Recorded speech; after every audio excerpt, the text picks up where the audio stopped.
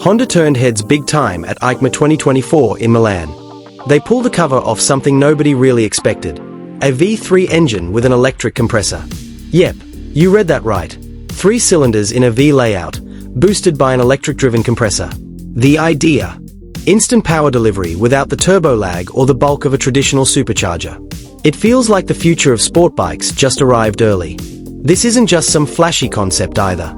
The electric compressor tech means more punch without sacrificing smoothness or everyday usability. Honda's trying to nail that sweet spot: thrilling performance on the open road, but still friendly for daily commutes. Experts are already saying this V3 could be the backbone for Honda's next wave of mid-size bikes, one of the hottest segments right now. Of course, whenever Honda messes with V engines, nostalgia kicks in, and you can't forget the legendary VF500F. Back in the early 80s, this machine broke the mold by packing a V4 into a 400 cubic centimeters sport bike. At the time, that kind of tech was reserved for big bikes. The result? Smooth revving, a distinct soundtrack, and handling that had riders hooked. The VF500F didn't stick around for decades, but its impact was massive. It proved Honda wasn't afraid to experiment, to push the envelope with bold engine layouts. To this day, the VF500F is a collector's dream, a symbol of an era when Honda was flexing its engineering muscles and showing off its willingness to be different. That legacy has fans buzzing about a possible revival: the VF500F, reimagined for the modern era.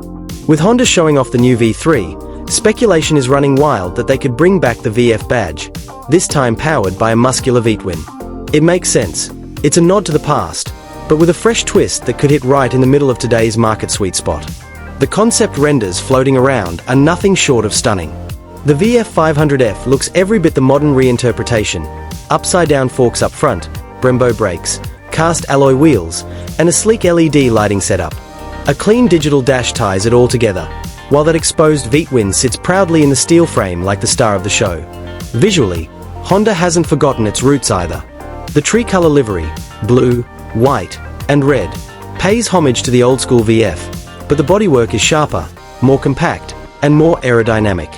The tail section is slim, the exhaust neat and tucked, and the front cowl aggressive yet classy. If Honda greenlights it, the VF500F could easily be one of the most exciting mid-sized bikes in years. Retro soul with modern bite.